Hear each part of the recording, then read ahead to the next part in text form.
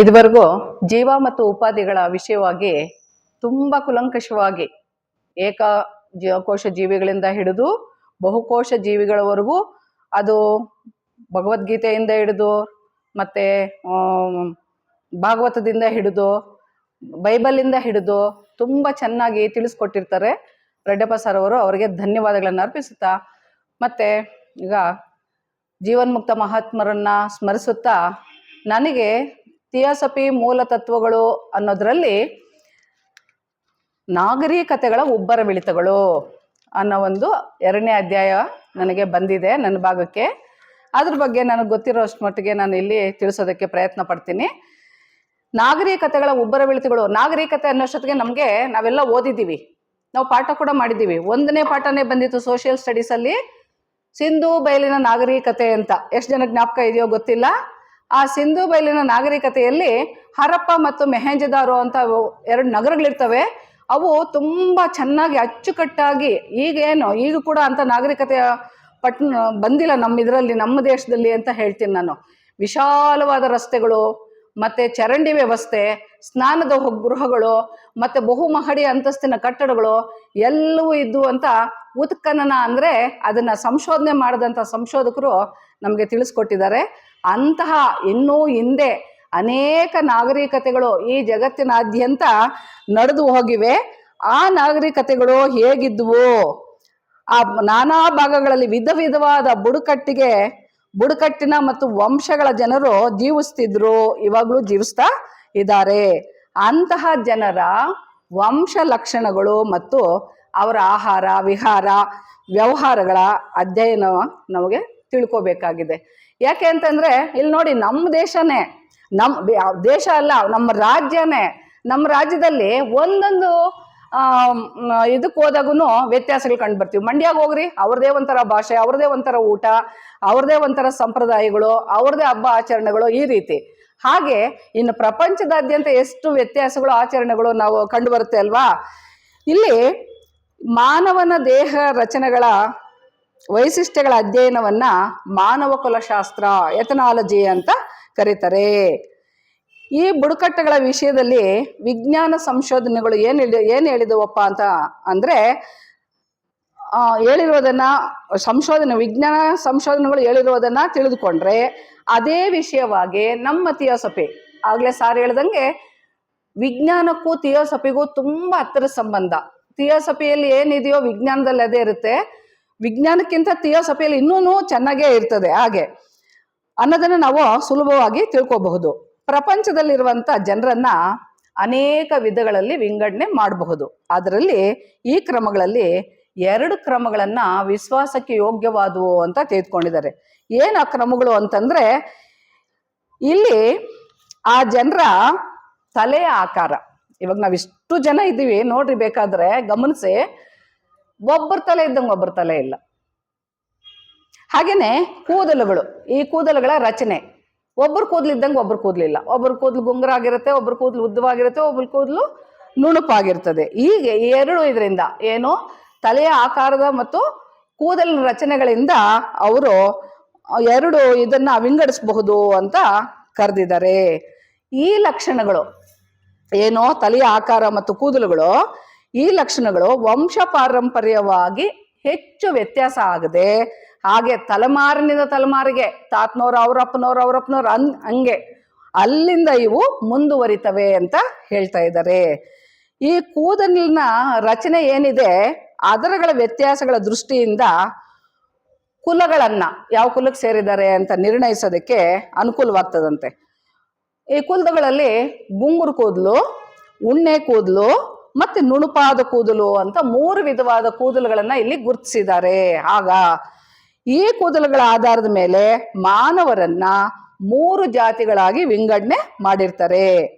ಈ 3 ರೀತಿಯ ಕೂದಲುಗಳನ್ನು ಸೂಕ್ಷ್ಮದರ್ಶಕದ ಯಂತ್ರ ಏನಿದೆ ಅದರಲ್ಲಿ ಪರೀಕ್ಷೆ ಮಾಡಿದಾಗ ಉಣ್ಣೆಯ ಜಾತಿಯ ಕೂದಲು ಚಪ್ಪಟೆ ಆಕಾರಿಯಾಗಿ ರಿಬ್ಬನ್ನು, ಟೇಪ್ ಇರುತ್ತಲ್ವ ಆ ರೀತಿ ಕಾಣುತ್ತಂತೆ.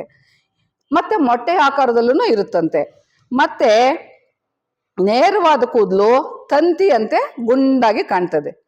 ಇದನ್ನ ಕತ್ತರಿಸಿದ್ರೆ ಆ ಕತ್ತರಿಸಿದ ಕೊನೆಯ ಭಾಗ ಏನಿರ್ತದೆ ಅದು ವೃತ್ತಾಕಾರವಾಗಿ ಕಾಣಿಸ್ತದೆ. ಇನ್ನು ಗುಂಗುರು ಕೂದಲುಗಳ ಈ ಎರಡು ಕೂದಲುಗಳ ಒಂದು ಮಧ್ಯಸ್ಥ, ಆ ಕಡೆ ಮೊದಲಿನ ಕೂದಲು ಅಲ್ಲ, ಉಣ್ಣೆ ಜಾತಿ ಕೂದಲು ಅಲ್ಲ, ಇನ್ನೊಂದು ನೇರವಾದ ಕೂದಲು ಅಲ್ಲ, ಅವೆರಡಕ್ಕೂ ಸೇರ್ಕೊಂಡು ಮಧ್ಯಸ್ಥ ಆಕಾರವಾದಂಥ ಕೂದಲುಗಳನ್ನ ಹೊಂದಿರ್ತದೆ. ಇಲ್ಲಿ ಒಬ್ಬ ವಿಜ್ಞಾನಿ ಸಂಶೋಧಕ ಏನಂತ ಅವ್ರ ಹೆಸರು ಬ್ರೋಕಾ ಅಂತ. ಅವರ ಪ್ರಕಾರ 3 ಮುಖ್ಯ ಪಂಗಡಗಳಿವೆ ಅಂತ ಅವರು ಸಂಶೋಧನೆ ಮಾಡಿದ್ದಾರೆ. ಆ ಒಂದು ಪಂಗಡಕ್ಕೆ ಸೇರಿದಂತ ಜನರೆಲ್ಲ ಕೂಡ ಒಂದೇ ಲಕ್ಷಣಗಳನ್ನ ಹೊಂದಿರೋದಿಲ್ವಂತೆ, ಏನೋ ವ್ಯತ್ಯಾಸ ಇರುತ್ತೆ ಇಲ್ಲಿ. ಯಾಕೆ? ಒಂದೊಂದು ಪಂಗಡದಲ್ಲೂ ಕೂಡ ಇತರ ಪಂಗಡದವರ ಲಕ್ಷಣಗಳು ಬೆರೆತೋಗಿರ್ತವೆ. ಕೆಲವು ಲಕ್ಷಣಗಳು ಅದರಲ್ಲಿ ಪ್ರಧಾನವಾಗಿ ಎದ್ದು ಕಾಣ್ತವೆ. ಅದೇ ಡಾರ್ವಿನ್ ವಿಕಾಸವಾದದಲ್ಲೂ ಹೇಳಿದ್ದು, ಆ ತಾಯಿ ಇದರ ಒಂದು ಸಸ್ಯದ ಲಕ್ಷಣಗಳು ಒಂದು ಗಿಡಕ್ಕೆ ಬಂದಿರುತ್ತೆ, ಇನ್ನೊಂದು ಗಿಡಕ್ಕೆ ಬಂದಿರೋದಿಲ್ಲ ಅಂತ ಡಾರ್ವಿನ್ ವಿಕಾಸವಾದದಲ್ಲೂ. ಈ ಕೆಲವು ಲಕ್ಷಣಗಳು ಪ್ರಧಾನವಾಗಿ ಕಾಣಿಸ್ತವೆ, ಇನ್ನು ಲಕ್ಷಣಗಳು ಪ್ರಧಾನವಾಗಿ ಕಾಣೋದಿಲ್ಲ, ಗೌಣವಾಗಿರ್ತವೆ ಅಂದ್ರು ಒಳಗೆ ಇರ್ತವೆ ಅವು. ಇನ್ನೊಬ್ಬ ಸಂಶೋಧಕರು ಏನ್ ಮಾಡ್ತಾರೆ, ಅವ್ರ ಹೆಸರು ಫ್ಲವರ್ ಮತ್ತು ಲೈಡ್ಕರ್ ಅನ್ನೋರು ಈ ಮನುಷ್ಯರ ಮುಖದ ಆಕಾರ, ಅವ್ರ ಕೂದಲು ಮತ್ತು ಚರ್ಮದ ಬಣ್ಣ ಇವುಗಳ ಅಂಶಗಳನ್ನ ಇಟ್ಕೊಂಡು ಅವರು ಮಾನವ ವರ್ಗವನ್ನ ವಿಂಗಡಣೆ ಮಾಡಿದ್ದಾರೆ. ಈ ಕ್ರಮ ಕೂಡ ಸುಮಾರಾಗಿ ಆ ಹಿಂದೆ ಬ್ರೋಕಾ ಅಂತ ಏನ್ ಮಾಡಿದ್ರು ಅದೇ ವಿಂಗಡಣೆಯ ಕ್ರಮವನ್ನೇ ಇದು ಕೂಡ ಹೋಲ್ತದೆ. ಹೀಗೆ ಈ ರೀತಿ 2 ಕ್ರಮಗಳ ಮಾನವ ವರ್ಗವನ್ನ ಪ್ರಧಾನವಾಗಿ 3 ಕುಲಗಳಾಗಿ ವಿಂಗಡಿಸಿವೆ. ಆ 3 ಕುಲಗಳು ಏನಪ್ಪಾ ಅಂತಂದ್ರೆ ಇಥಿಯೋಪಿಯಾ ಕುಲ, ಮಂಗೋಲಿಯನ್ ಕುಲ, ಆರ್ಯನ್ ಅಥವಾ ಕಾಕೇಶಿಯನ್ ಕುಲ ಅಂತ. ಈಗ ಈ ಒಂದೊಂದು ಇಥಿಯೋಪಿಯನ್ ಕುಲದವರ ಲಕ್ಷಣಗಳು ಏನಪ್ಪ ಅಂತಂದ್ರೆ ಕಪ್ಪು ಬಣ್ಣದ ಚರ್ಮ. ಎಲ್ಲಿ ಕಾಣ್ತೀವಿ ನಾವು ಇದನ್ನ? ಸೌತ್ ಆಫ್ರಿಕಾದಲ್ಲಿ. ಸೌತ್ ಆಫ್ರಿಕಾ ಜನರನ್ನು ನೋಡಿದ್ರೆ ಅಲ್ಲಿ ಇಥಿಯೋಪಿಯಾ ಅನ್ನೋ ಒಂದು ದೇಶನೇ ಇದೆ, ಅಲ್ಲೆಲ್ಲ ನೋಡಿದ್ರೆ ಕಪ್ಪು ಬಣ್ಣದ ಚರ್ಮ, ದಪ್ಪವಾದ ತುಟಿಗಳು ಮತ್ತು ಉಣ್ಣೆಯ ಕೂದಲುಗಳೆಲ್ಲ ಅಲ್ಲೆಲ್ಲ ಸುತ್ಕೊಂಡ್ಬಿಟ್ಟಿರ್ತವೆ, ಆ ಥರ ಇರ್ತವೆ. ಮತ್ತೆ ಉದ್ದವಾದ ತಲೆ. ಮತ್ತೆ ಮಂಗೋಲಿಯನ್ ಕುಲದವ್ರ ಲಕ್ಷಣಗಳು ಈ ದವಡೆ ಮೂಳೆಗಳು ಎತ್ತರವಾಗಿರ್ತವಂತೆ ಅವರಿಗೆ. ಆ ಚರ್ಮ ಹಳದಿ ಮತ್ತು ಕೆಂಪು ಮಿಶ್ರಿತ ಹಳದಿ ಬಣ್ಣ, ಮತ್ತೆ ನೇರವಾದ ಮತ್ತು ನುಣುಪಾದ ಕಪ್ಪು ಕೂದಲಿರ್ತವೆ ಅವರಿಗೆ, ಮಂಗೋಲಿಯನ್ ಅವ್ರಿಗೆ. ಗಂಡಸರಿಗೆ ಮುಖದಲ್ಲಿ ಸ್ವಲ್ಪ ಕೂದಲು ಇರ್ತದೆ, ನಮ್ಮ ಕಡೆ ಗಡ್ಡ ಬರುತ್ತಲ್ಲ ಆ ಥರ. ಈ ಆರ್ಯನ್ ಅಥವಾ ಕಾಕೇಶಿಯನ್ ಕುಲದವರ ಲಕ್ಷಣಗಳು ಅವರ ಚರ್ಮದ ಬಣ್ಣ ಬಿಳುಪು ಮತ್ತೆ ಕೆಂಪು, ಅವರ ಕೂದಲುಗಳು ಗುಂಗುರು ಕೂದಲು. ಆ ಕೂದಲಿನ ಬಣ್ಣ ಹೇಗಿರುತ್ತೆ? ಕಪ್ಪು ಅಥವಾ ಕೆಂಪು ಕೆಂಚು. ಇಲ್ಲಿ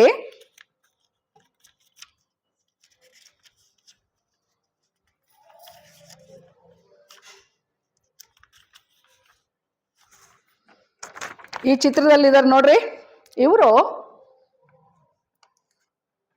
ಇವರಿಬ್ರು ಇಥಿಯೋಪಿಯನ್ ಕುಲದ ಜನರು. ನೋಡ್ರಿ ಹೇಗೆ ನಾನು ಆಗ್ಲೇ ಹೇಳಿದಾಗೆ ಇವ್ರಿಗೆ ಉಣ್ಣೆ ಕೂದಲೇ ಕಾಣಿಸ್ತಾ ಇಲ್ಲ ನೋಡ್ರಿ, ಎಲ್ಲ ಅಲ್ಲಲ್ಲ ಸುತ್ಕೊಂಡ್ಬಿಟ್ಟಿದೆ ಗುಂಗುರು ಕೂದಲು. ಆಮೇಲೆ ಇವ್ರಿಗೆ ದವಡೆ ಮೂಳೆಗಳು ಎತ್ತರವಾಗಿದೆ. ಹಾಗಾದ್ರೆ ಇವ್ರು ಕುರೂಪಿಗಳಲ್ಲ, ಚೆನ್ನಾಗೂ ಇದ್ದಾರೆ, ಅವ್ರ ಮೈಕಟ್ಟೆಲ್ಲ ಚೆನ್ನಾಗಿದೆ. 18 ಇವರು ಸುಂದರವಾದ ಇದನ್ನ ಬಾಡಿಯನ್ನ ಹೊಂದಿರ್ತಾರಂತೆ, ದೇಹವನ್ನ ಹೊಂದಿರ್ತಾರೆ. ಈ 19ನೆಯ ಚಿತ್ರದಲ್ಲಿ ಇವರು ಒರಟಾದ್ರೂ ಕೂಡ ಸುಂದರವಾದ ಮೈಕಟ್ಟನ್ನ ಹೊಂದಿರ್ತಾರೆ. ಮತ್ತೆ ಈ ಶಿಲ್ಪಿಗಳಿಗೆ ಇವರನ್ನು ಕಂಡ್ರೆ ಇಷ್ಟ, ಈ ತರ ಕೆತ್ತಬೇಕು ನಾವು ಅಂತ ಅವರು ಅನ್ಕೋತಾರಂತೆ. ಹಾಗೆ ಆನಂದವನ್ನ ಉಂಟು ಮಾಡುವ ಶಿಲ್ಪಿಗಳಿಗೆ ಆನಂದವನ್ನು ಉಂಟು ಮಾಡುವ ರೂಪವನ್ನ ಈ ಜನರು ಹೊಂದಿರ್ತಾರೆ. ಮತ್ತೆ 21ನೆಯ ಚಿತ್ರಗಳು 22ನೇ ಚಿತ್ರಗಳು ಏನ್ ಹೇಳ್ತಾ ಇವೆಯಪ್ಪ ಅಂತಂದ್ರೆ ಇವರು ಎತ್ತರವಾದ ದವಡೆ ಮೂಳೆಗಳು ಇವ್ರಿಗೆ ಎತ್ತರವಾದ ದವಡೆ ಮೂಳೆಗಳು, ಉದ್ದವಾದ ತೆಳು ಕೂದಲುಗಳು ಆ ಜನಗಳ ಲಕ್ಷಣ.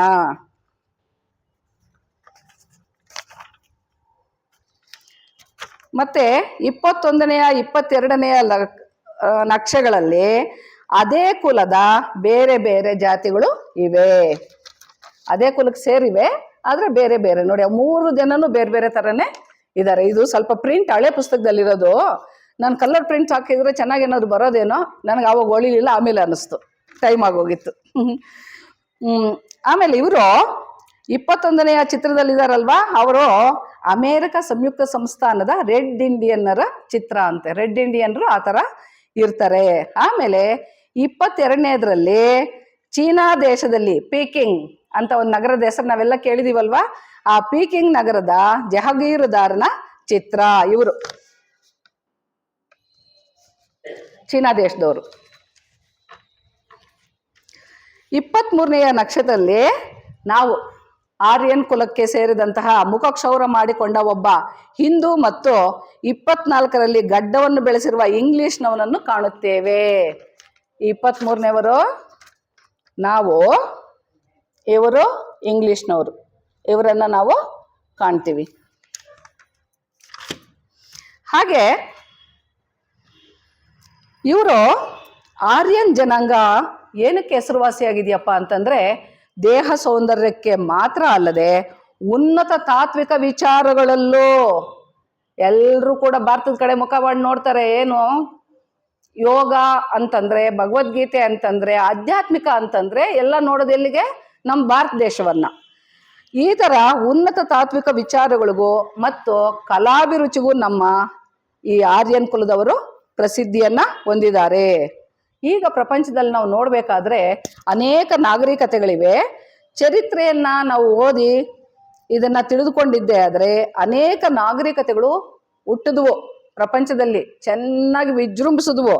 ನಂತರ ಏನಾದ್ವು ಅವು? ಸಿಂಧು ನಾಗರಿಕತೆ ಇದೆಯಾ ಈಗ? ಇಲ್ಲ. ಏಳ ಹೆಸರಿಲ್ಲದಂತೆ, ಅವುಗಳ ಅವಶೇಷಗಳು ಕೂಡ ಇಲ್ಲದಂತೆ ನಾಶ ಆದವು. ಹಾಗೇನೆ ಈಗಿನ ನಾಗರಿಕತೆಗಳು ಸಹ ಅದೇ ರೀತಿ ಮೆರೀತವೆ. ಒಂದಲ್ಲ ಒಂದು ದಿವಸದಲ್ಲಿ ಅದೇ ರೀತಿ ಅಳೆದು ಹೋಗ್ತವೆ. ಈ ಗ್ರೀಕ್ ನಾಗರಿಕತೆ, ನಾವು ಗ್ರೀಕ್ ಅಂತಂದ್ರೆ ಒಂದು ಒಂದು ಒಂದು ಒಂದು ಸುಂದರವಾದಂಥ ಆಕೃತಿ ಒಂದು ಜ್ಞಾಪಕ ಬರ್ತದೆ. ಆ ಗ್ರೀಕ್ ನಾಗರಿಕತೆ ಸೌಂದರ್ಯಕ್ಕೆ ಹೆಸರಾದಂತಹ ನಾಗರಿಕತೆ. ಅದು ಜಗತ್ತಿಗೆ, ಇಡೀ ಪ್ರಪಂಚದಾದ್ಯಂತ ಸೌಂದರ್ಯವನ್ನ ಬೀರುತ್ತಾ ಅದನ್ನ ಸಾರಿತ್ತಂತೆ. ಈ ನಾಗರಿಕತೆಯು ಈಗ ಇಲ್ಲ, ಹೊರಟೋಗಿದೆ. ಮತ್ತೆ ರೋಮ್, ಟೈರ್, ನಿನೆವ ಆ ದೇಶಗಳಲ್ಲಿದ್ದಂತಹ ಮಹಾ ನಾಗರಿಕತೆಗಳು ಕೂಡ ನಾಶ ಆಗಿವೆ. ನಾವು ಚರಿತ್ರೆಯನ್ನ ವ್ಯಾಸಂಗ ಮಾಡೋದ್ರಿಂದ ಏನಾಗುತ್ತೆ? ಆ ನಾಗರಿಕತೆಗಳು ಯಾವ ರೀತಿ ಹುಟ್ಟಿದ್ವೋ, ಯಾವ ರೀತಿ ವಿಜೃಂಭಿಸಿದ್ವೋ, ಯಾವ ರೀತಿ ಇದ್ವೋ, ಮತ್ತೆ ಅವರು ಯಾಕೆ ಅವನತಿಯನ್ನ ಹೊಂದಿದ್ವೋ ಅನ್ನೋದ್ರ ಬಗ್ಗೆ ನಾವು ಸ್ವಲ್ಪ ಮಟ್ಟಿಗಾದರೂ ತಿಳ್ಕೋಬಹುದು. ಆಮೇಲೆ ಅವರು ಇದ್ದ ಕಾಲ, ಆ ವ್ಯಾಸಂಗ ಮಾಡೋದ್ರಿಂದ ಅವ್ರ ಸಂಪ್ರದಾಯಗಳು, ಅವರು ಏನೇನು ಆಚಾರಗಳು, ವಿಚಾರಗಳು, ಇವೆಲ್ಲ ಕೂಡ ನಾವು ತಿಳ್ಕೊಬಹುದು. ಆ ಚರಿತ್ರೆ ವ್ಯಾಸಂಗ ಇಲ್ಲದೆ ಇದ್ದಿದ್ರೆ ನಾವಿವತ್ತು ಈ ನಾಗರಿಕತೆಗಳ ಬಗ್ಗೆ ತಿಳ್ಕೊಳ್ಳೋಕ್ಕೆ ಆಗ್ತಾ ಇರಲಿಲ್ಲ. ಮುಂದೆ ಬರುವ ಅಂದರೆ ವರ್ತಮಾನ ಕಾಲಗಳಿಗೆ ಈ ಒಂದು ಚರಿತ್ರೆ ಅಡಿಪಾಯವಿದ್ದಂತೆ, ತಳಪಾಯ ಇದ್ದಂತೆ. ಆಮೇಲೆ ಇವಾಗ ಹಿಂದೆ ಯಾವ ರೀತಿ ಇದ್ರು ಜನಗಳು ಅನ್ನೋ ಕಲ್ಪನೆ ಕೂಡ ಅದು ಚರಿತ್ರೆ ಇಲ್ಲದೆ ಇದ್ರೆ ನಾವು ನೋಡ್ತಾ ಇರಲಿಲ್ಲ. ಹಾಗಾದ್ರೆ ಥಿಯೋಸಫಿಗೂ ಮತ್ತು ನಾಗರಿಕತೆಗೂ ಏನಪ್ಪ ಸಂಬಂಧ?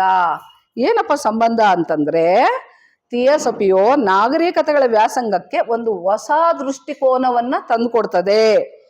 ಅದು ಕಾಲದ ಪರಿಮಿತಿಯನ್ನ ಅಳಿಸಿ, ಇಷ್ಟೇ ಕಾಲ ಅಂತಿಲ್ಲ, ಇದು 2 ಗಂಟೆಯಲ್ಲೇ ಮುಗಿಸ್ಬೇಕು, 1 ಗಂಟೆಯಲ್ಲೇ ಮುಗಿಸ್ಬೇಕು, ಇಲ್ಲ 1 ದಿನದಲ್ಲಿ, 6 ತಿಂಗಳಲ್ಲಿ, 3 ತಿಂಗಳಲ್ಲಿ ಅನ್ನೋದು ಕಾಲದ ಮಿತಿ ಇಲ್ಲ. ಎಷ್ಟು ದಿವಸ ಆದರೂ ಇರಬಹುದು. ಆ ಕಾಲದ ಪರಿಮಿತಿಯನ್ನ ಅಳಿಸಿ ಕಾಲಾತೀತವಾದಂತಹ ಒಂದು ದೃಷ್ಟಿಯನ್ನ ಚರಿತ್ರೆಯ ವ್ಯಾಸಂಗಕ್ಕೆ ಥಿಯೋಸಫಿ ನೀಡ್ತದೆ. ಅದನ್ನೇ ಯೋಗ ದೃಷ್ಟಿ ಅಂತ ಕರೀತಾರೆ. ಈ ದೃಷ್ಟಿಯನ್ನ ನಾವು ಹೊಂದಬೇಕಾದ್ರೆ, ಯೋಗ ದೃಷ್ಟಿಯನ್ನ ಹೊಂದಬೇಕಾದ್ರೆ, ಆವಾಗಲೇ ಹೇಳಿದ್ರಲ್ಲ ಸರ್, ಮಾನವಾತೀತರಾಗಬೇಕು, ಬೆಳವಣಿಗೆ ಹೊಂದಬೇಕು ಅಂತ.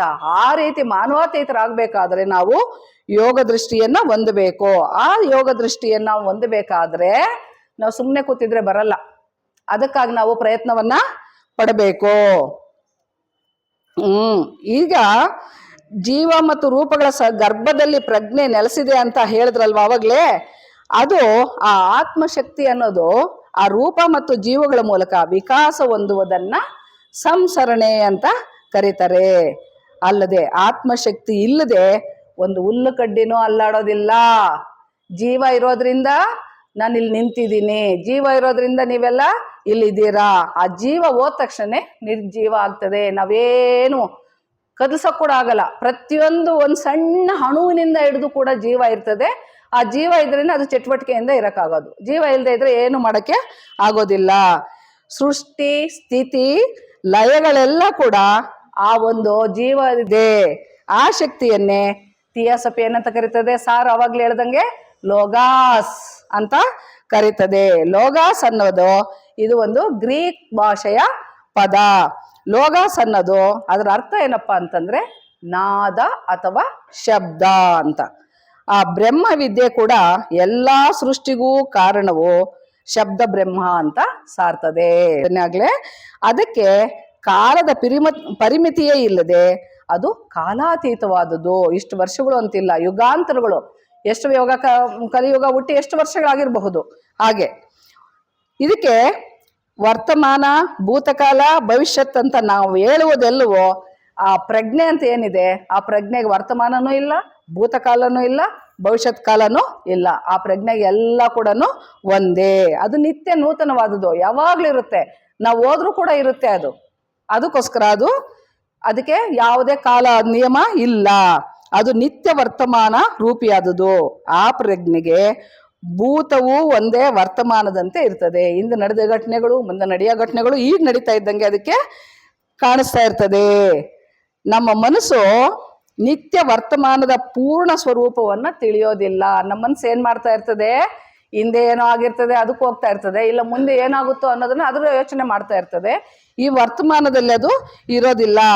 ಸ್ವಲ್ಪ ಮಟ್ಟಿಗಾದರೂ ಅದನ್ನು ಅರಿತುಕೊಂಡ್ರೆ ನಾವು, ಅದು ಎಲ್ಲಾ ವಸ್ತುಗಳಿಗೂ ಒಂದು ಹೊಸ ದೃಷ್ಟಿಯನ್ನ ಕೊಡ್ತದೆ. ದೃಷ್ಟಿಕೋನವನ್ನ ನಾವು ಊಹಿಸೋಕೆ ಆಗೋದಿಲ್ಲ. ಅಂತಹ ಶಕ್ತಿಯನ್ನ ನಾವು ಪಡಿಬಹುದು. ಕಷ್ಟಪಟ್ರೆ ಮನುಷ್ಯನು ಕೂಡ ಅದನ್ನ ಪಡೆಯಬಹುದು. ನಾವೆಲ್ಲ ಯಾಕೆ ಅಂತಂದ್ರೆ ನಮ್ಮಲ್ಲಿರೋ ಜೀವ ಅಂತ ಏನಿದೆ, ಈ ಜೀವ ಎಲ್ಲಿಂದ ಬಂದಿದೆ? ಆ ಈಶ್ವರನಿಂದನೇ ಬಂದಿದೆ. ಭಗವಂತನ ಕಿಡಿಗಳೇ ನಾವೆಲ್ಲ. ಆ ಭಗವಂತನಲ್ಲಿ ಏನೆಲ್ಲ ಇದೆಯೋ, ಭಗವಂತನಲ್ಲಿ ಯಾವ್ಯಾವ ಗುಣಗಳಿದ್ದಾವೋ ಅವೆಲ್ಲ ಕೂಡ ನಮ್ಮಲ್ಲಿ ಇದ್ದಾವೆ. ಆದ್ದರಿಂದ ನಾವು ಪ್ರಯತ್ನ ಪಟ್ಟರೆ ಭಗವಂತನೇ ಆಗಬಹುದು. ಆ ಭಗವಂತನಲ್ಲಿರುವ ಗುಣ ಸ್ವಭಾವಗಳು, ಶಕ್ತಿ ಸಾಮರ್ಥ್ಯಗಳೆಲ್ಲ ಕೂಡ ನಮ್ಮಲ್ಲೂ ಇದ್ದಾವೆ. ನಾವೆಲ್ಲ ಕೂಡ ಆ ಸೃಷ್ಟಿಕರ್ತನ ಪ್ರತಿಬಿಂಬವೇ ಆಗಿದ್ದೇವೆ. ನಾವು ಕೂಡ ಆ ಈಶ್ವರನಂತೆಯೇ ಆಗ್ತೇವೆ ಯಾವಾಗ ಪ್ರಯತ್ನ ಪಟ್ರೆ. ತುಗುಡ್ಸ್ಕೊಂಡು ಕೂತ್ಕೊಂಡು ಕಾಲ ಕಳೀತಿದ್ರೆ ನಾವು ಆ ರೀತಿ ಆಗೋದಿಲ್ಲ. ನಮ್ಮಲ್ಲಿರುವ ಆ ಭಗವಂತನ ಶಕ್ತಿ ಸಾಮರ್ಥ್ಯಗಳು ಏನಾಗಿವೆ? ಕಾಣಿಸ್ತಾ ಇದೆಯಾ ನಮಗೆ? ಎಲ್ಲ ಸುಪ್ತವಾಗಿವೆ. ಆದ್ದರಿಂದ ಆ ಶಕ್ತಿಗಳನ್ನು ನಾವು ಹೇಗೆ ಪಡಿಬಹುದು? ಯೋಗಾಭ್ಯಾಸ ಮಾಡಬೇಕು. ಯೋಗಾಭ್ಯಾಸ ಎಂದ್ರೇನು? ಪ್ರಾಣಾಯಾಮ ಮಾಡಬೇಕು, ಧ್ಯಾನ ಮಾಡಬೇಕು. ಅವೆಲ್ಲ ಮಾಡಬೇಕಾದ್ರೆ ನಮ್ಮ ಶರೀರ ಆರೋಗ್ಯವಾಗಿರಬೇಕು. ನಮ್ಮ ಶರೀರ ಆರೋಗ್ಯವಾಗಿರ್ಬೇಕಾದ್ರೆ ಆಸನಗಳನ್ನ ಮಾಡಬೇಕು. ಇವೆಲ್ಲ ಒಂದಕ್ಕೊಂದು ಪೂರಕ. ಇವೆಲ್ಲ ಮಾಡಿದ್ರೆ ನಾವು ಕೂಡ ಅದನ್ನ ಪಡಿಬಹುದು. ಈ ಯೋಗ ಶಕ್ತಿ ಕಡೆಗೆ ಸಿದ್ಧಿಸಿದಾಗ ನಮಗೆ ನಾವು ಸಹ ದೇಶ ಕಾಲಾತೀತವಾದ, ಇದೇ ದೇಶ ಅಂತ ಏನಿಲ್ಲ, ಕಾಲ ಅಂತಿಲ್ಲ, ಆ ಪರಮಾತ್ಮಲ್ಲಿ ನಾವು ಕೂಡ ಐಕ್ಯವನ್ನ ಹೊಂದಬಹುದು. ಆಗ ಆ ರೀತಿ ಪರಮಾತ್ಮನಲ್ಲಿ ಐಕ್ಯವನ್ನ ಹೊಂದಿದ್ರೆ ಆಗ ಭೂತಕಾಲವೆಲ್ಲವೂ ವರ್ತಮಾನ ಕಾಲವಾಗುತ್ತದೆ. ಹೆಂಗ್ ಬರೆದ್ರು ಕೈವಾರ ತಾತನವ್ರ ಕಾಲಜ್ಞಾನ. ಅವ್ರು ಇಂಥ ಸ್ಥಿತಿಯಲ್ಲಿದ್ದವರು, ಅಂಥ ಸ್ಥಿತಿಯಲ್ಲಿದ್ದು ಅವರು ಅದನ್ನೆಲ್ಲ ಬರೆಯೋಕ್ಕಾಯ್ತು. ಆಗ ಯೋಗಿಯ ಕಣ್ಣಿನ ಮುಂದೆ ಮುಂದೆ ನಡೆದಿದ್ದು, ಹಿಂದೆ ನಡೆಯೋದು, ಮುಂದೆ ನಡೆಯೋದು ಎಲ್ಲ ಕೂಡ ಸಾಕ್ಷಾತ್ಕಾರವಾಗಿ ನೀವೆಲ್ಲ ನನಗೆ ಹೆಂಗ್ ಕಾಣಿಸ್ತಾ ಇದ್ದೀರಾ ಆ ರೀತಿ ಅದು ಕಾಣಿಸ್ತಾ ಹೋಗ್ತದೆ. ನಮ್ಮ ಎದುರುಗಡೆ ನಡೀತಾ ಇದ್ದಂಗೆನೆ ಇರ್ತದೆ. ಕುಳಿತಲ್ಲಿಯೇ ನಾವು ಹಿಂದಿನ ಕಾಲದಲ್ಲಿ ನಡೆದ ಒಂದು ಘಟನೆಯನ್ನು ನೆನೆಸಿಕೊಂಡರೆ ಸಾಕು. ನಮಗೆ ವಿಜಯನಗರ ಸಾಮ್ರಾಜ್ಯದಲ್ಲಿ ಮುತ್ತು ರತ್ನಗಳನ್ನ ಬೀದಿಗಳಲ್ಲಿ ಮಾರ್ತಾ ಇದ್ರು ಅಂತ ಏನಾದರೂ ನೆನೆಸ್ಕೊಂಡ್ಬಿಟ್ರೆ ಪೂರ್ತಿ ಆ ಕಾಲದಲ್ಲಿದ್ದಂತಹ ಯಾವ ರೀತಿ ಇತ್ತು ಆ ಕಟ್ಟಡಗಳಾಗ್ಲಿ, ಆ ಬೀದಿಗಳಲ್ಲಿ ಮಾರ್ತಾ ಇದ್ದಂಥ ಮುತ್ತು ರತ್ನಗಳಾಗ್ಲಿ, ಆ ಜನಗಳಾಗ್ಲಿ, ಆ ರಾಜನಾಗ್ಲಿ, ಪ್ರತಿಯೊಂದು ಕೂಡ ನಮ್ಮ ಮುಂದೆ ಕಣ್ಮುಂದೆ ಬಂದ್ಬಿಡ್ತದೆ. ಪ್ರತ್ಯಕ್ಷವಾಗಿ ನಾವು ಅನುಭವವನ್ನ ಪಡಿಬಹುದು.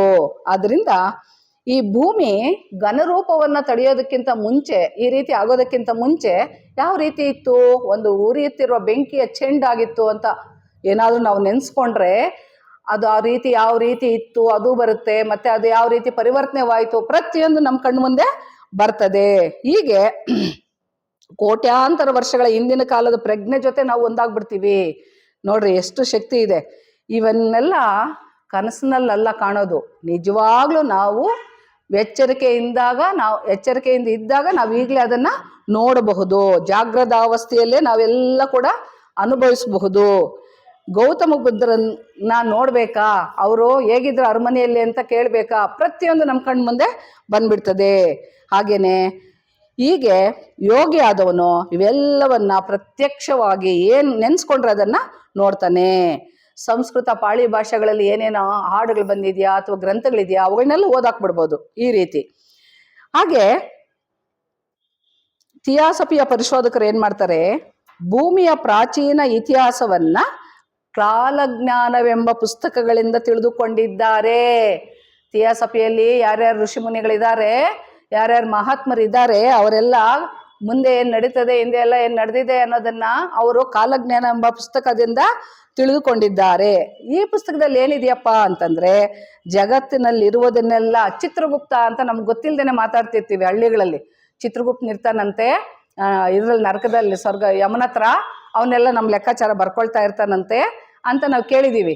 ಆ ಚಿತ್ರಗುಪ್ತನು ಸುವರ್ಲೋಕ ಅಥವಾ ರೂಪಲೋಕದ ಪ್ರಕೃತಿಯಲ್ಲಿ ಸ್ಥಿರಸ್ಥಾಯಿಯಾಗಿ ಚಿತ್ರಿಸಿರ್ತಾರೆ ಪ್ರತಿಯೊಂದನ್ನು. ಈ ಥಿಯಾಸಫಿಯ ಬೋಧೆಯ ಬಹುಭಾಗ ಈ ಬಗೆಯ ಪರಿಶೋಧನೆಗಳಿಂದ ನಮಗೆ ಸಿಗ್ತದೆ. ಅತಿ ಪ್ರಾಚೀನ ಕಾಲದಲ್ಲಿ ಭೂಮಿಯು ಯಾವ ರೀತಿ ಅದು ವಿಂಗಡಣೆ ಆಗಿತ್ತು ಅಂತ ತಿಳ್ಕೊಳ್ಬೇಕಾದ್ರೆ ಅದಕ್ಕೆ ಆ ಭಾಗಗಳನ್ನು ಮಾಡೋದಕ್ಕೆ 2 ಕ್ರಮಗಳಿವೆ ಅಂತೆ. ಒಂದು, ಚಿತ್ರಗುಪ್ತರು ಬರೆದಿರುವಂಥ ದಫ್ತರಗಳು ಅಂದರೆ ಪುಸ್ತಕಗಳು, ಅವಾಗೆಲ್ಲ ದಫ್ತರಗಳು ಅಂತ ಕರಿತಿದ್ರು. ಆ ಪುಸ್ತಕಗಳಿಂದ ಮತ್ತೆ ಮುಂದೆ ಆಗ್ತಾಯಿಲ್ಲಪ್ಪ ಮುಂದೆ ಇನ್ನು ಸಂಶೋಧಕರ ಉಪಯೋಗಕ್ಕಾಗಿ ಜಾಗರೂಕತೆಯಿಂದ ಪುರಾತನ ಕಾಲದ ಭೂಮಿಯ ಪಡಿಹಚ್ಚುಗಳನ್ನು, ಮಾದರಿಗಳನ್ನು ಮಹರ್ಷಿ ಸಂಘದವರು ಇದರಲ್ಲಿ ಶ್ವೇತರ್ಷಿ ಸಂಘ ಅಂತ ಏನು ಕರಿತೀವಿ ನಾವು, ಗೋಬಿ ಮರ ಭೂಮಿ ಹತ್ರ, ಅಲ್ಲಿ ಒಂದು ಲೈಬ್ರರಿ ಇದೆ, ಗ್ರಂಥಾಲಯ ಇದೆ. ಅಲ್ಲಿ ಅವರು ಇದನ್ನೆಲ್ಲ ಪ್ರಾಚ್ಯ ವಸ್ತು ಸಂಗ್ರಹಾಲಯದಲ್ಲಿ ಪುಸ್ತಕ ಭಂಡಾರಗಳಲ್ಲಿ ಶೇಖರಿಸಿ ಇಟ್ಟಿದ್ದಾರೆ. ನೋಡಿ, ಆ ಶಕ್ತಿ ಇದ್ರೆ ನಾವೆಲ್ಲ ಹೋಗಿ ಓದಬಹುದು. ಇವುಗಳ ಸಹಾಯದಿಂದ ತಿಳ್ಕೊಳ್ಳೋದು ಇನ್ನೊಂದು ಕ್ರಮ.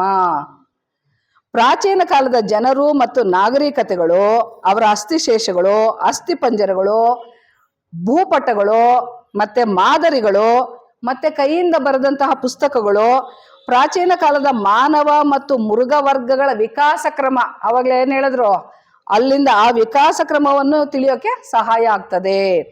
ಮಹರ್ಷಿಗಳ ಈ ವಸ್ತು ಸಂಗ್ರಹಾಲಯಕ್ಕೆ ನಮ್ಮಂಥ ಮಾನವರು ಪ್ರವೇಶ ಮಾಡೋಕ್ಕಾಗುತ್ತಾ? ಇಲ್ಲ, ಪ್ರವೇಶ ಸಾಧ್ಯ ಇಲ್ಲ. ಹಾಗಾದರೆ ಯಾರು ಪ್ರವೇಶ ಮಾಡಬಹುದು? ಸ್ವಾರ್ಥ ತ್ಯಾಗಿಗಳಿಗೂ ಯೋಗಿಗಳಿಗೂ ಮಾತ್ರ ಅಲ್ಲಿ ಪ್ರವೇಶ ದೊರೆಯುತ್ತದೆ. ನಾವು ಕೂಡ ಪ್ರಯತ್ನ ಪಟ್ಟರೆ ನಾವು ಅಲ್ಲಿ ಹೋಗಿ ಇದನ್ನು ಓದಬಹುದು. 25ರಿಂದ 28ನೇ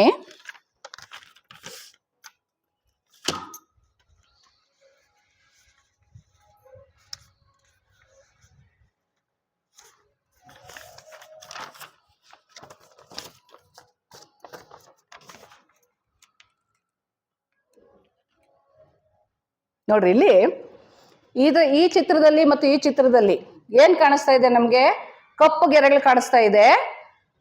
ಆ ಉಳಿದದ್ದೆಲ್ಲ ಕಪ್ಪು ಗೆರೆಗಳೆಲ್ಲ ಭೂಮಿ, ಉಳಿದಿದ್ದೆಲ್ಲ ನೀರು ಕಾಣಿಸ್ತಾ ಇದೆ. ಇದು ಆಗ ಇದ್ದಂತಹ ಭೂಮಿ. ಕಪ್ಪಗೆರೆಯ ಭಾಗ ಭೂಮಿಯನ್ನು, ಉಳಿದುದು ನೀರನ್ನು ಸೂಚಿಸುತ್ತದೆ. ಈ 25ನೆಯ ನಕ್ಷೆಯಲ್ಲಿ ಒಂದು ಅಂಶ ನಮಗೆ ವ್ಯಕ್ತವಾಗ್ತದೆ. ಏನಪ್ಪಾ ಅಂತಂದ್ರೆ, ಈಗ ನೋಡ್ತಾ ಇರುವಂತ ಮೇಲಿಂದು ಭೂಭಾಗದಲ್ಲಿ ಬಹುಭಾಗವು ಆ ಕಾಲದಲ್ಲಿ ನೀರಿನಲ್ಲಿ ಮುಳುಗಿ ಹೋಗಿತ್ತು. ನೋಡಿದ್ರಾ? ಯಾವ ಆಸ್ಟ್ರೇಲಿಯಾ ಸುತ್ತಮುತ್ತಲಿನ ಸ್ವಲ್ಪ ಭಾಗವನ್ನು ಬಿಟ್ರೆ ಉಳಿದಿದ್ದೆಲ್ಲ ನೀರಿನಲ್ಲಿ ಮುಳುಗು ಹೋಗಿತ್ತು. ನಮಗೆ ಈಗ ಕಾಣುವಂತ ಶಾಂತ ಸಾಗರ ಅಂದ್ರೆ ಪೆಸಿಫಿಕ್ ಸಾಗರ ಏನಿದೆ, ಆ ಕಾಲದಲ್ಲಿ ಲೆಮೂರಿಯನ್ ಖಂಡವಾಗಿತ್ತು. ಅದಿತ್ತು ಅವಾಗ, ಲೆಮೂರಿಯನ್ ಖಂಡ ಇತ್ತು, ಶಾಂತ ಸಾಗರ. ಆಮೇಲೆ ಥಿಯಾಸಫಿಯೋ ಬಹಳ ಹಿಂದೆನೇ ಹೇಳಿತ್ತು. ಏನಂತ?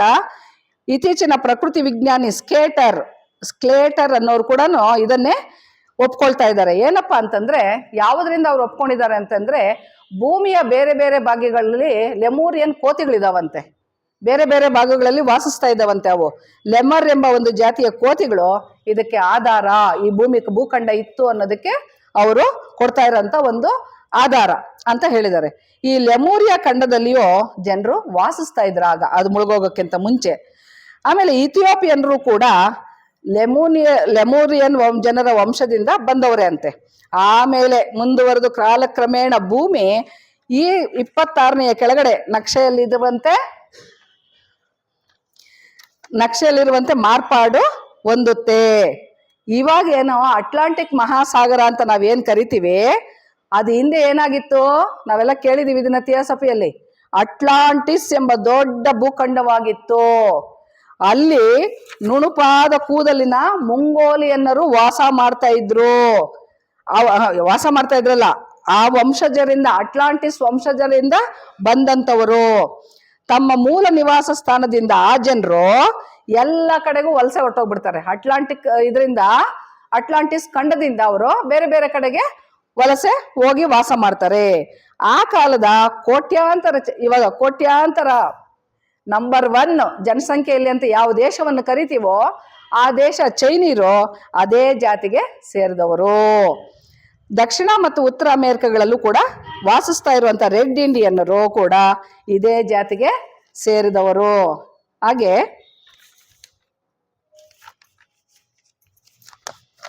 27ನೇ ನಕ್ಷೆ ಮೇಲೆ ಈ ಕಾಣಿಸಿರುವಂತಹ ಲೆಮೂರಿಯಾ ಮತ್ತು ಅಟ್ಲಾಂಟಿಸ್ ಖಂಡಗಳಲ್ಲಿ ಬದಲಾವಣೆಗಳಾಗಿ 28ನೇ ನಕ್ಷೆಯಲ್ಲಿನ ಆಕಾರವನ್ನ ಭೂಮಿ ತಾಳಿದಾಗ ಅಟ್ಲಾಂಟಿಸ್ ಖಂಡದಲ್ಲಿ ಒಂದು ದೊಡ್ಡ ದ್ವೀಪ ಮಾತ್ರ ಉಳಿದಿತ್ತು. ನಂತರ ಆ ಮೇಲಿನ ಚಿತ್ರಕ್ಕೂ ಕೆಳಗಿನ ಚಿತ್ರಕ್ಕೂ ನೀವು ಗಮನಿಸಿ ನೋಡಿದ್ರೆ ಏನಾದ್ರೂ ವ್ಯತ್ಯಾಸ ಕಾಣುತ್ತಾ ಅನ್ನೋದನ್ನ ನೀವು ನೋಡಬಹುದು.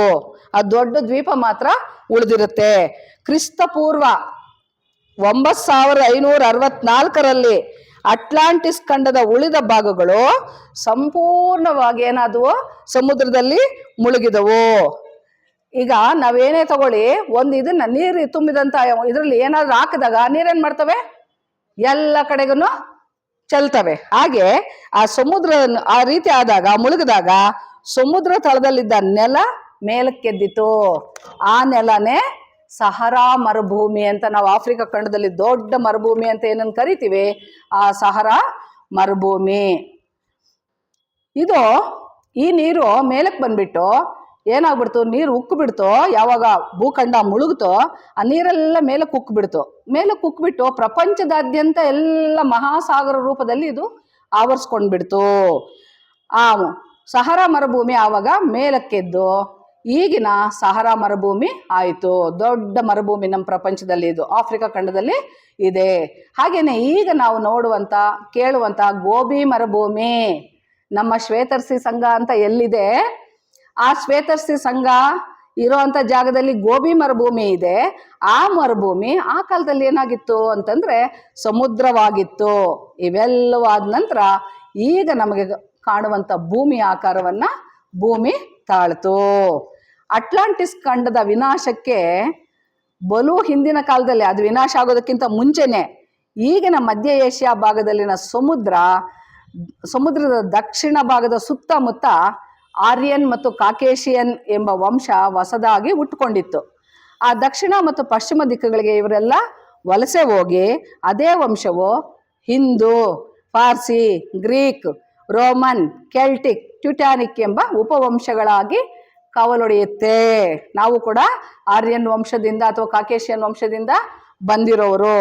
ಪ್ರಪಂಚದಲ್ಲಿ ನಮಗೆ ಈಗ ಕಾಣುವಂಥ 3 ಮಹಾವಂಶಗಳು ಲೆಮೂರಿಯಾ, ಅಟ್ಲಾಂಟಿಸ್, ಕಾಕೇಶಿಯನ್ ಅಥವಾ ಆರ್ಯನ್. ಇವು ಏಷ್ಯಾ ಖಂಡಗಳಲ್ಲಿ ಹುಟ್ಟಿದಂಥವು. ಇವು ನಾಗರಿಕತೆಗಳ ಉನ್ನತಿ ಮತ್ತು ಅವನತಿಗಳು ಆಕಸ್ಮಿಕಗಳಲ್ಲ, ಆಕಸ್ಮಿಕವಾಗಿ ಆಗಿಲ್ಲ. ಇವು ಏಳಿಗೆ ಆಗಿರೋದಾಗ್ಲಿ, ನಾಶವಾಗಿರೋದೇ ಆಗ್ಲಿ, ಇವು ಏಷ್ಯಾ ಖಂಡಗಳಲ್ಲಿ ಉದ್ಭವವಾದವು ಮೊದಲು ನಾಗರಿಕತೆಗಳ. ಆದರೆ ಒಂದು ಯೋಜನೆಯನ್ನು ಅನುಸರಿಸಿ ಜನಾಂಗಗಳು ಮತ್ತು ನಾಗರಿಕತೆಗಳು ಪ್ರಗತಿಯನ್ನ ಅಥವಾ ನಾಶವನ್ನ ಹೊಂದುತ್ತದೆ ಅಂತ ಥಿಯೋಸಫಿ ಹೇಳ್ತದೆ. ಯುಗ ಧರ್ಮಕ್ಕೆ ಅನುಗುಣವಾಗಿ ಮನು ಅಂತ ಮನ್ವಂತರೆ ಅಂತ ನಾವು ಇದರಲ್ಲಿ ಕೇಳ್ತೀವಲ್ವಾ, ಸಂಕಲ್ಪ ಮಾಡಿಸೋವಾಗ ಆ ಮನು ಇದನ್ನೆಲ್ಲ ನಡ್ಸ್ಕೊಂಡು ಹೋಗುವಂಥವ್ರು ಒಬ್ಬ ಇವರು ಇರ್ತಾರೆ. ಆ ಮನುಗಳು ಒಂದೊಂದು ಕಲ್ಪದಲ್ಲಿಯೂ ಒಂದೊಂದು ವಂಶವನ್ನ ವಂಶಗಳನ್ನ ಸ್ಥಾಪಿಸ್ತಾರಂತೆ ಮನುಗಳು. ಆಮೇಲೆ ಥಿಯಾಸಫಿ ಇದನ್ನ ಹೇಳ್ತದೆ, ಏನು ಮನುಗಳು ಅದಕ್ಕೆ ಅಧಿಕಾರವನ್ನು ಹೊಂದಿರ್ತಾರೆ, ಅವರು ಅದನ್ನು ಸ್ಥಾಪನೆ ಮಾಡ್ತಾರೆ ಅಂತ. ಆಯಾಯ ವಂಶಕ್ಕನುಗುಣವಾಗಿ ಯಾವ ಯಾವ ವಂಶಗಳು ಹುಟ್ಟಬೇಕು, ಯಾವ ವಂಶಗಳು ಅಳಿಬೇಕು ಅನ್ನೋದಕ್ಕೆ ಆ ವಂಶಗಳಿಗೆ ಅನುಗುಣವಾಗಿ ಮತಗಳು, ವಿಜ್ಞಾನ, ಕಲೆ ಮೊದಲಾದವನ್ನ ಪ್ರಪಂಚಕ್ಕೆ ಸಕಾಲದಲ್ಲಿ ಆಯಾ ಕಾಲಕ್ಕೆ ಸರಿಯಾಗಿ ದೇಶ ಕಾಲಕ್ಕೆ ಅನುಗುಣವಾಗಿ ಆ ದೇಶಕ್ಕೆ ಅನ್ವಯಿಸೋ ಹಾಗೆ ಮತ್ತೆ ಮಹರ್ಷಿಗಳು ಅದನ್ನ ದಯಪಾಲಿಸ್ತಾರೆ. ಪರಮಾತ್ಮನ ಏನ್ ಮಾಡ್ತಾನೆ, ತನ್ನ ಸಂಕಲ್ಪಕ್ಕನುಸಾರವಾಗಿ ವಂಶಗಳಿಗೆ ಮತ್ತು ಉಪವಂಶಗಳಿಗೆ ತಕ್ಕ ಶಿಕ್ಷಣವನ್ನ ಮಹರ್ಷಿ ಸಂಘದ ಮೂಲಕ ಏರ್ಪಾಡು ಮಾಡ್ತಾನೆ. ಋಷಿ ಸಂಘ ವಿಜ್ಞಾನಕ್ಕೆ ಇನ್ನೂ ಗೋಚರವಾಗದ ಮತ್ತು ಇಲ್ಲಿಯವರೆಗೂ ಏನು ಕಾಣಿಸ್ತಾ ಇದೆ ಆ ಶಕ್ತಿಗಳೆಲ್ಲವನ್ನು ಈ ಮಹಾಯೋಜನೆಗೆ ಜಾಣತನದಿಂದ ಅವರು ಉಪಯೋಗಿಸ್ಕೊಳ್ತಾ ಇದೆ. ಈ ಯೋಜನೆಗೆ ಇಷ್ಟೇ ಕಾಲವ್ಯಾಪ್ತಿ, ಕಲ್ಪಾಂತರಗಳನ್ನು ಮತ್ತು 100 ಮನ್ವಂತರಗಳನ್ನು ಒಳಗೊಂಡಿರ್ತದೆ. ಕಲಿಯುಗಕ್ಕೆ ಇಷ್ಟು ವರ್ಷ, ಆಮೇಲೆ ಭಗವದ್ಗೀತೆಯಲ್ಲಿ ಒಂದು ಕಡೆ ಕೊಟ್ಟಿರ್ತಾರೆ ನೋಡ್ರಿ, ಆಮೇಲೆ ಇದಕ್ಕೆ ಇಷ್ಟು ವರ್ಷ ಅಂತೆಲ್ಲಾನು. ಈ ಯೋಜನೆಯ ಕಾಲವ್ಯಾಪ್ತಿಯು 100 ಕಲ್ಪಾಂತರಗಳನ್ನು ಮತ್ತು 100 ಮನ್ವಂತರಗಳನ್ನ ಒಳಗೊಂಡಿರ್ತದೆ. ಒಂದೊಂದು ಮಹಾವಂಶದ ಸ್ಥೂಲ ದೇಹ ರಚನೆ ನಾವೇನು ಕಾಣ್ತಾ ಇದ್ದೀವಿ ಅವು ಮಾರ್ಪಾಡುಗಳು. ಮಾರ್ಪಾಡುಗಳನ್ನ ಯಾವ ರೀತಿ ಮಾಡಬೇಕು ಅನ್ನೋ ಮೇಲ್ವಿಚಾರಣೆಯನ್ನು ನೋಡ್ಕೊಳ್ಳೋಕ್ಕೆ ಮನು ಅನ್ನೋ ಒಬ್ಬ ಅಧಿಕಾರಿ ಇರ್ತಾನೆ, ಉಪಾಧಿ ಮಾರ್ಪಾಡಾಗಕ್ಕೆ. ಮತ್ತೆ ಅವ್ರಿಗೆ ಬೇಕಾದಂತಹ ಶಿಕ್ಷಣ ಮತ್ತು ವಿದ್ಯಾಭ್ಯಾಸಗಳ ಮೇಲ್ವಿಚಾರಣೆಯನ್ನ ನೋಡ್ಕೊಳ್ಳಕ್ಕೆ ಒಬ್ಬ ಅಧಿಕಾರಿಯನ್ನ ನೇಮಿಸಿರ್ತಾರೆ. ಆ ಅಧಿಕಾರಿಗೆ ಬೋಧಿಸತ್ವ ಅಂತ ಕರೀತಾರೆ.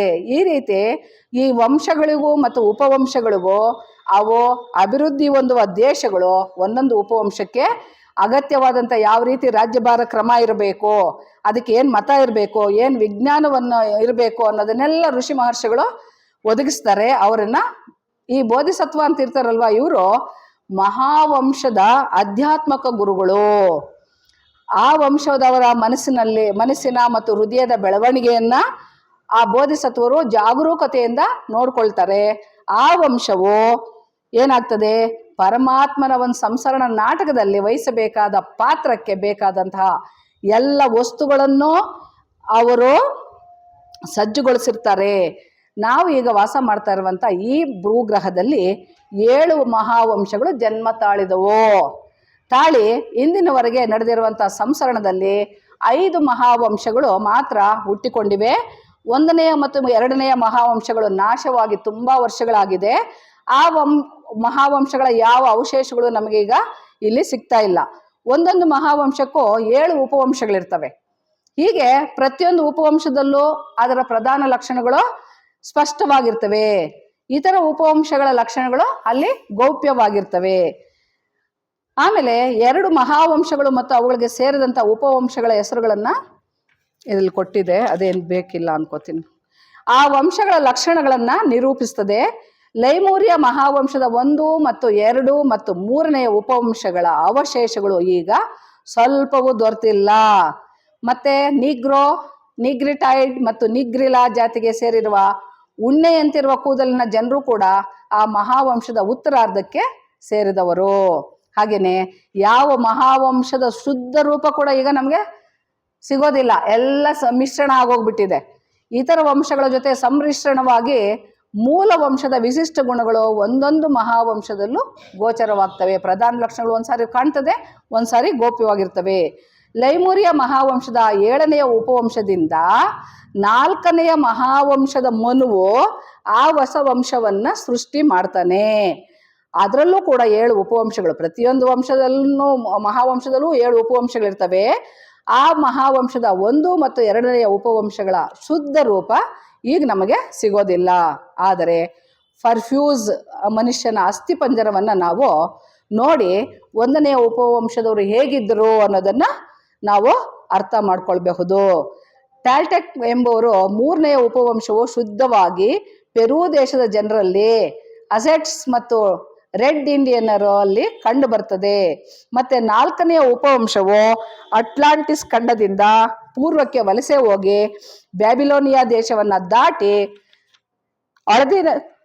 ಹಳದಿ ನದಿ ಮಾರ್ಗವಾಗಿ ಚೈನಾ ದೇಶವನ್ನ ಅದು ಪ್ರವೇಶ ಮಾಡ್ತದೆ. ಆ ಉಪವಂಶದ ಪ್ರತಿನಿಧಿಗಳು ಈಗ ನಾವು ಚೈನಾ ದೇಶದಲ್ಲಿ ಅವರನ್ನ ಕಾಣಬಹುದು. ಅವ್ರು ಹೇಗಿರ್ತಾರೆ ಅಂದ್ರೆ ಎತ್ತರವಾದ ಮತ್ತು ಹಳದಿ ಬಣ್ಣದ ಚೈನೀಯರಲ್ಲಿ ನಮಗೆ ಕಾಣಸಿಗ್ತಾರೆ. 7ನೇ ಉಪವಂಶದವರು ಚೈನಾ ದೇಶದಲ್ಲಿಯೇ ವಾಸಿಸುತ್ತಿದ್ದ, ಅವರು ಅಲ್ಲೇ ವಾಸಿಸ್ತಾ ಇದ್ದಾರೆ. ಅಟ್ಲಾಂಟಿಯನ್ ಮಹಾವಂಶದ 5ನೇ ಉಪವಂಶದವರಾದ ಸೈಮೇಟ್ ಜನರಿಂದ 2ನೇ ಮಹಾವಂಶದ ಮನುವು ಆ ಮಹಾವಂಶವನ್ನ ರೂಪಿಸಿದನು. ಇದರಲ್ಲಿ ಕೂಡ 7 ಉಪವಂಶಗಳಿದ್ದು ಇಲ್ಲಿಯವರೆಗೆ 5 ಉಪವಂಶಗಳು ಮಾತ್ರ ಕಾಣಿಸಿಕೊಂಡಿವೆ. ಆರ್ಯನ್ ಹಿಂದೂಗಳು ಈಜಿಪ್ಟ್ ದೇಶದ ಪ್ರಾಚೀನ ವಂಶದವರು 1ನೇ ಉಪವಂಶಕ್ಕೆ ಸೇರಿದವರು. 2ನೇ ಉಪವಂಶದ ಆರ್ಯನ್ ಸೈಮೈಟ್ ಜನರು ಸೇರಿದ್ದಾರೆ. ಪಾರ್ಸಿಗಳು 3ನೇ ಉಪವಂಶಕ್ಕೆ ಸೇರಿದವರಾಗಿರ್ತಾರೆ. 6ನೇ ಮಹಾವಂಶದ ಮನುವು ತನ್ನ ವಂಶವನ್ನು ಆರ್ಯನ್ನರ 6ನೇ ಉಪವಂಶದಿಂದ ರೂಪುಗೊಳಿಸುತ್ತಾನೆ. ಸಾವಿರಾರು ವರ್ಷಗಳ ನಂತರ 7ನೇ ಮಹಾವಂಶದ ಮನುವು ತನ್ನ ವಂಶವನ್ನು 6ನೇ ಮಹಾವಂಶದಿಂದ ರಚಿಸ್ತಾನೆ. ಹೀಗೆ ಪರಮಾತ್ಮನ ನಾಟಕ ಶಾಲೆಯಲ್ಲಿ ವಂಶಗಳು ಉಪವಂಶಗಳು ತಮಗೆ ಗೊತ್ತಾದ ಪಾತ್ರಗಳನ್ನು ವಹಿಸ್ತವೆ. ಅವು ಜೀವನಿಗೆ ಬೇರೆ ಬೇರೆ ಸನ್ನಿವೇಶಗಳಲ್ಲಿ ನಾನಾ ವಿಧವಾದ ಸ್ಥೂಲ ದೇಹಗಳಲ್ಲಿ ಹೆಂಗಸಾಗ್ಲಿ ಗಂಡಸಾಗ್ಲಿ ಹುಟ್ಟಿ ಜನ್ಮಗಳನ್ನು ಒದಗಿಸಿ ವಿಧ ವಿಧವಾದ ಅನುಭವಗಳನ್ನು ಪಡೆಯಲು ಅವಕಾಶಗಳನ್ನು ಕಲ್ಪಿಸುತ್ತವೆ. ಇದಕ್ಕಾಗಿಯೇ ಒಂದೊಂದು ವಂಶದಲ್ಲಿಯೂ ಅವರವರ ದೇಹ ರಚನೆಗಳು ಬೇರೆ ಬೇರೆಯಾಗಿ ಇರ್ತವೆ. ಅಷ್ಟೇ ಅಲ್ಲದೆ ಒಂದೊಂದು ವಂಶಕ್ಕೂ ಬೇರೆ ಬೇರೆ ಪ್ರಕೃತಿ ಸನ್ನಿವೇಶಗಳನ್ನು ಒಳಗೊಂಡ ದೇಶಗಳನ್ನು ಕೂಡ ಏರ್ಪಾಡು ಮಾಡ್ತಾರೆ. ನೋಡ್ರಿ, ಈಗ ಒಂದು ವಂಶದವರು ಇವಾಗೆಲ್ಲ ನಮ್ಮ ಭಾರತದಲ್ಲಿ ಆ ಕಡೆ ಹೋದ್ರೆ ಎಲ್ಲ ಪರ್ವತಗಳಲ್ಲಿ ಏನದು ಜಾರ್ತಾ ಇರ್ತದೆ ಅಂತ ಕಡೆ ಹುಟ್ಟುತ್ತಾರೆ, ಸಮುದ್ರ ತೀರಗಳಲ್ಲಿ ಇರ್ತಾರೆ. ಮತ್ತೆ ಈ ತರ ನಮ್ಗೇನು ತೊಂದರೆ ಇಲ್ದಿರೋಂಥ ಈ ಒಂದು ಮಧ್ಯದಲ್ಲೂ ಇರ್ತಾರೆ. ಪ್ರತಿಯೊಂದೊಬ್ಬರು ಕೂಡ ಒಂದೊಂದು ಇದರಲ್ಲೂ ಕೂಡ ಪರ್ವತಗಳಲ್ಲಿ, ಸಮುದ್ರ ತೀರಗಳಲ್ಲಿ, ಎತ್ತರವಾದ ಪ್ರದೇಶಗಳಲ್ಲಿ ಜನ್ಮ ತಾಳೋ ಹಾಗೆ ಅವರು ನಮಗೆ ಒದಗಿಸ್ಕೊಡ್ತಾರೆ. ಈ ರೀತಿ ಅಲ್ಲಿ ವಿಕಾಸ ಹೊಂದುತ್ತಾರೆ. ಹೀಗೆ ಬೇರೆ ಬೇರೆ ಸಂಸರಣ ಸ್ವಭಾವಕ್ಕೆ ಅನುಗುಣವಾಗಿ ಪ್ರಕೃತಿ ಸನ್ನಿವೇಶವನ್ನು ಬದಲಾಯಿಸುವುದೇ ಸಂಸರಣದ ಮೂಲ ತತ್ವ. ಎಲ್ಲ ಅನುಭವಗಳನ್ನು ಪಡಿಬೇಕು ಅನ್ನೋದೇ ಅವರ ಒಂದು ಇಚ್ಛೆ.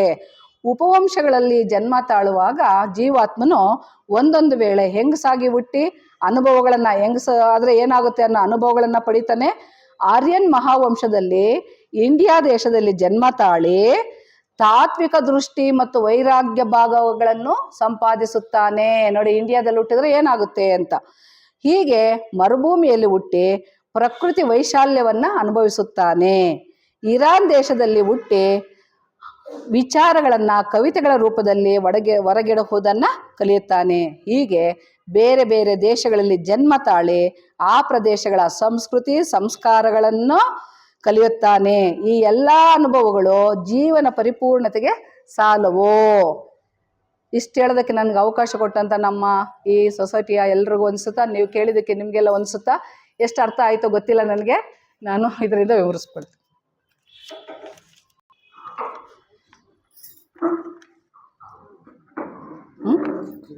ತಗೋಪ್ಪ.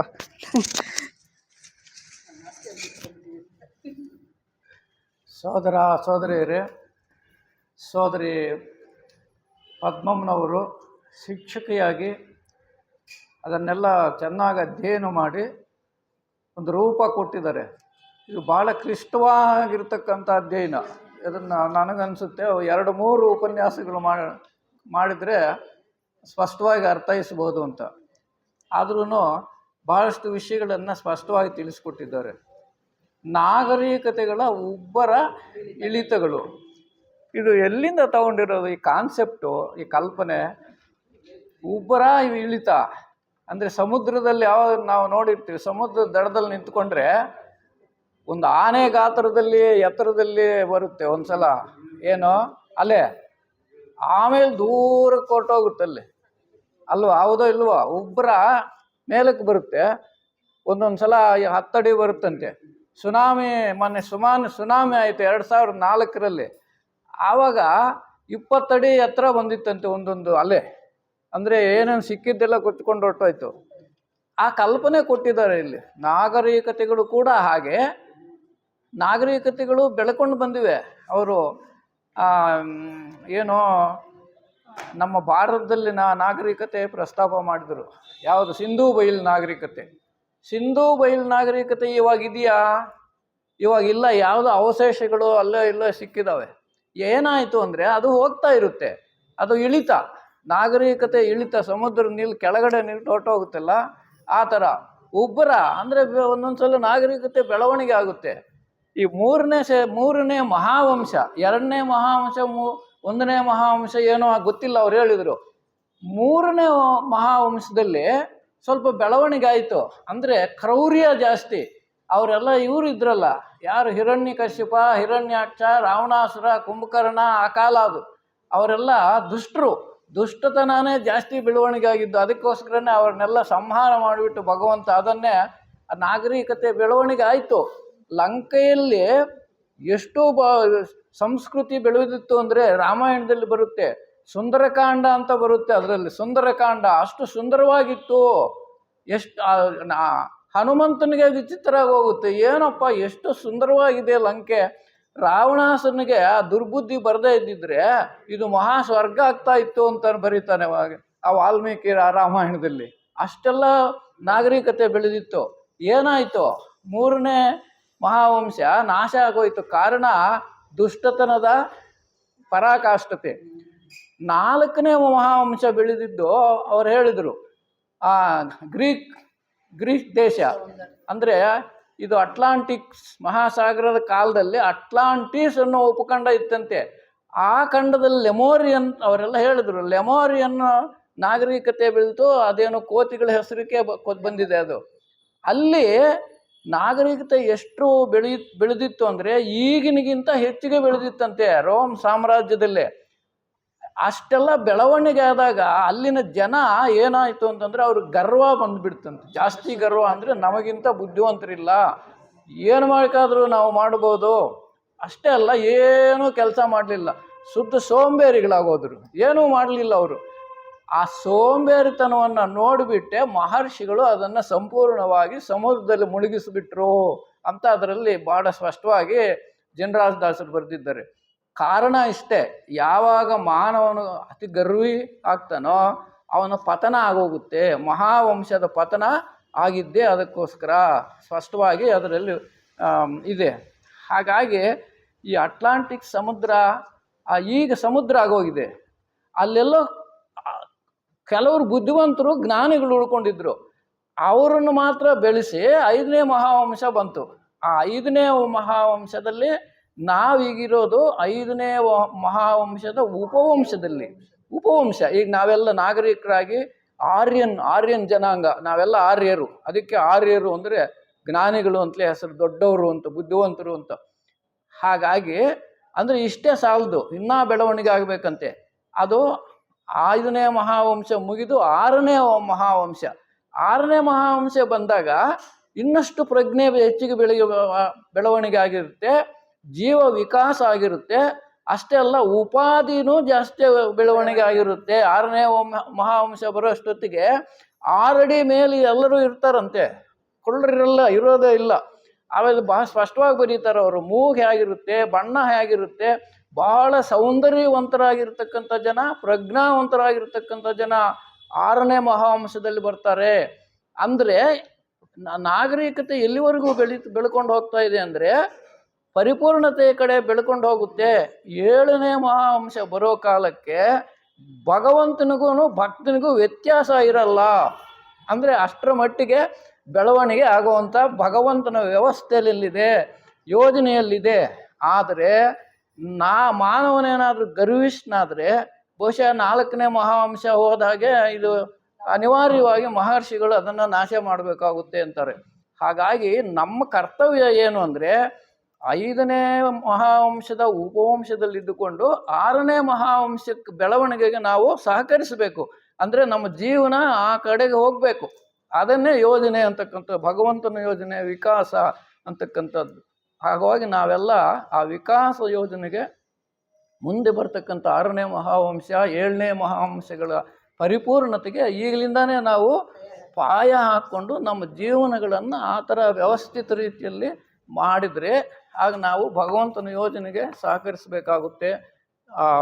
ಉಬ್ಬರವಿಳಿತಗಳ ಬಗ್ಗೆ, ನಾಗರಿಕತೆಯ ಉಬ್ಬರವಿಳಿತಗಳ ಬಗ್ಗೆ ಬಹಳಷ್ಟು ವಿಚಾರಗಳನ್ನು ಅವರು ತಿಳಿಪಡಿಸಿದ್ದಾರೆ. ಅವರಿಗೆ ನಮ್ಮೆಲ್ಲರ ಪರವಾಗಿ ಧನ್ಯವಾದಗಳನ್ನು ತಿಳಿಸ್ತಾ ಇದ್ದೀನಿ. ಈಗ